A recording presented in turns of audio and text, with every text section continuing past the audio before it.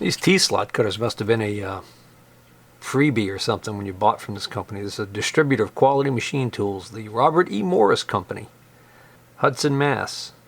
Found a few more reamers. I figured it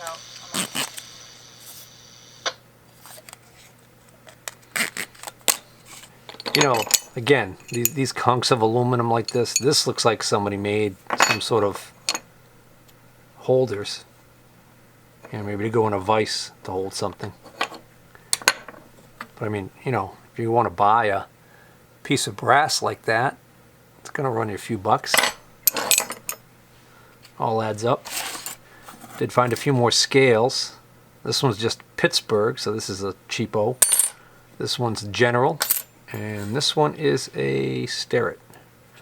And then I found this pouch. It's a Starrett pouch. It's the only Starrett pouch I found in there. And since this is the only Starrett rule I found skinny enough to fit in there, I'm going to say that they probably belong together. Like so. He had these two, what seemed to be solid carbide end mills by the looks of it. He had these in the box. I'm guessing he had these in there just as mementos. You know, kind of like a, maybe show somebody new coming in what not to do type of deals. It's looking like the aluminum got like really hot and started sticking to it and just built up. Amazing to me how well this stuff sticks on there and how hard it is to get it off. I think that's pretty much these make these pretty much junk, I guess. Oh yeah, a few minutes with some vice grips and that puppy's as good as new. Oh man, I am curious what the heck this would do if I tried running it in the mill. Always a handy assortment of Sharpies and marker pens, these kind of ink markers that you shake them up. Good for doing layout work. Nice assortment of deburring tools here. That's a Vargas. This is the style that you can pull on this collar and this extends. That's a Royal. This looks like another Vargas. Actually, this is a Chaviv by Vargas. That's got an interesting tip on it. Got a couple of these nice little small ones here with the tri-corner. Usually these are carbide, these tri-corner tips. These are great for small holes. These are nice because you can do this. Give them a quick spin. So that's a Noga. And that appears to be a no name. Another Royal. And this is a Chaviv by Vargas with a interesting, almost like a chuck, like a 3-jaw chuck. I don't think I've seen one with a tip like that. I wonder if that's for these tri-corner style, I bet. And then there was this, which I didn't know what it was at first. I was like, what the hell is this thing? Like some kind of gardening tool, but it was obvious because it was covered, you know, the swarf on it and everything, that it's a metal tool. And then I looked at it a little more and started to realize, oh, wait a minute. These are probably carbide little cutters on here. So you can see those little wheels right there.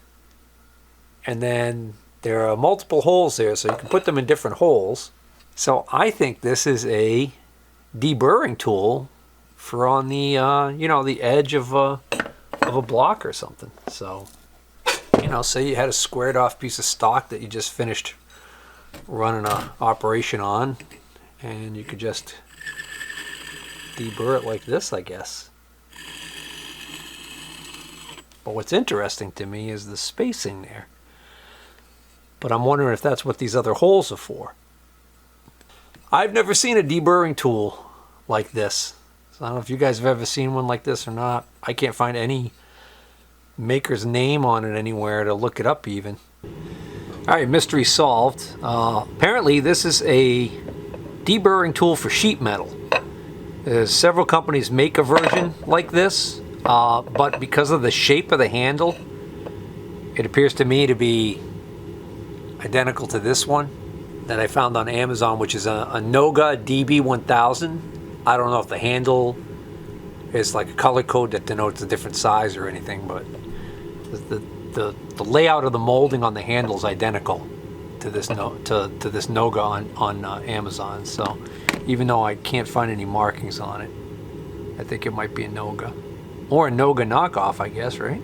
I'm just surprised it's not marked. Just about every Noga product I've come across has been marked. Now, one last note. Apparently those are just high-speed steel cutters, and they're considered N80 cutters, and they're pretty generic. So I needed to replace them. Oh, next up we got a pile of wire ties, plastic wire ties, always handy to have. And this is it's a box for an AMTOS test indicator, which I've never heard of. But what's actually in it is just 3 indicators that appear to be maybe sitting in here because this might be an indicator graveyard. So I think when I looked at these, if I recall correctly, these were all... Okay, so this one's working. This is a Federal Test Master. It's actually working perfectly though.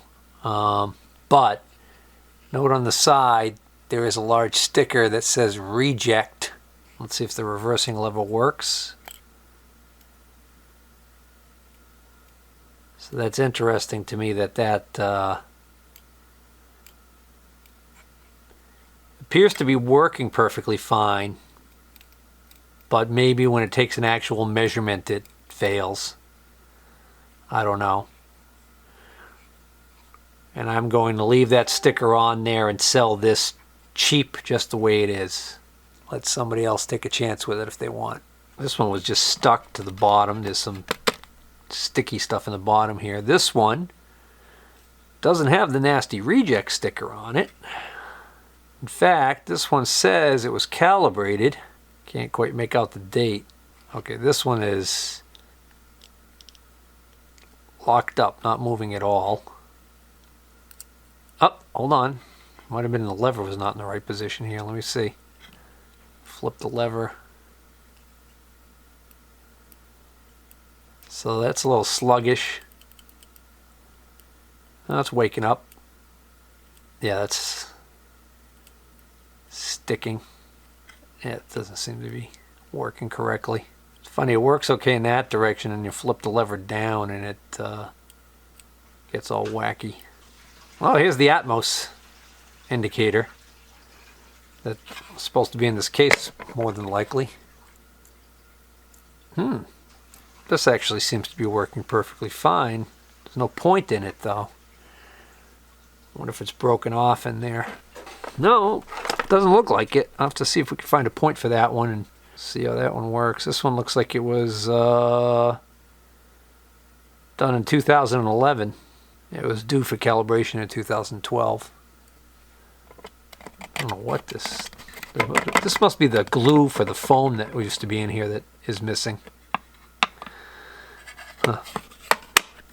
Then we've got an edition of the new American Machinist Handbook, which is kind of cool. So this is not the machinery handbook. This is the new American Machinist's Handbook. And this is a 1955 edition. So it's not actually that new.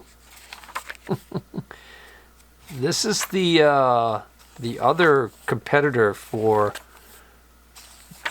the machinery handbook that many of us have heard of. Only these went out of, I forgot when these stopped being made. These lost out in the end, I guess, and ended up giving away. So I only have one copy of this. I've had several copies of the other books go through my hands, and I have one, I think a 23rd edition right now. But I've only had one other copy of this ever, and it's a pretty old one. So here's my other copy of this book, and it looks more like a, here's my other copy of this thing, and it looks more like an Old Testament or something. So this is the 7th edition by Colvin and Stanley. So that's interesting. This is McGraw-Hill. Let's see what this says. This is a 1940 edition. I like this one because on the inside cover there's a note that was written by the owner, I'm assuming the owner of this book, in which he says, October 1st, 1971, things look shaky. A lot of rumors of plant being phased out. Phased, F-A-Z-E-D. And he puts September 8th, looks like September 8th, 77. Still looks the same. Airport being talked about. Hopkinton, Ashland, Holliston, Milford. Just smoke signals. P.S. I think there is a fire started. On October 9th, 71. 4% layoff. Looks like WHA. I don't know. Anyways. Yep. Colvin Stanley. Oh, so that's interesting. I was trying to figure out what edition this was, and now I see why it's by a different publisher, is because it says right here that it's based upon editions of American Machinist Handbook, edited by Fred H. Colvin.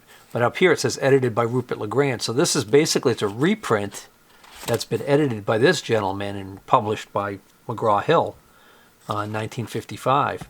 So according to Wikipedia, the original American Machinist's Handbook originally came out in 1908, and there were 8 editions issued between 1908 and 1945. In 1955, McGraw-Hill came out with the new American Machinist Handbook, which was based off of information in the previous edition, so they tried to revive it, and sounds like maybe it didn't go over very well, because by then the Machinery's Handbook was well entrenched in toolboxes everywhere. Here's a cheap tap wrench.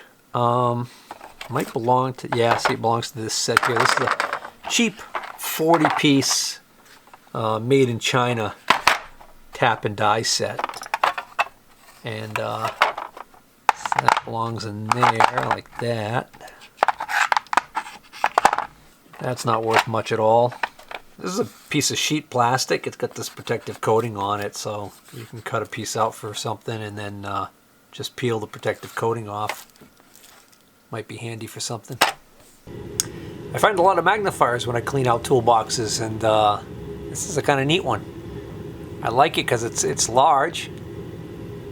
It's got a nice big field of view, and it's a little bit of an unusual shape with the offset handle and a rectangular. And it's got a real retro kind of look to it. No, almost like, well, actually more like Art Deco almost.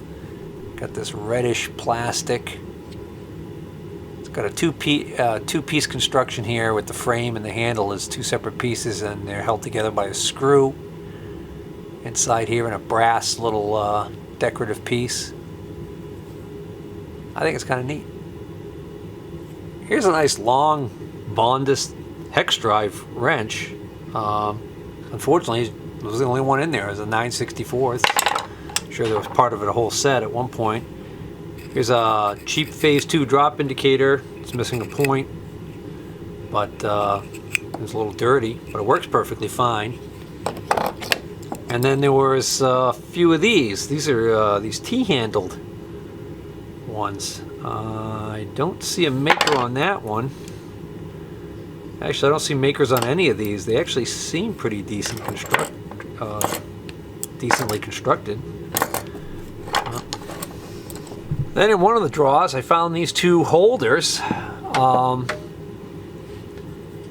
And this one actually has a Mitutoyo Dti mounted in it. It's actually pretty decent. I tried, there was an adjustable wrench there that I didn't end up taking because it was a cheap one. And I tried taking these out, and I couldn't get them to come out. This actually should slide right off. The dovetail. Wow.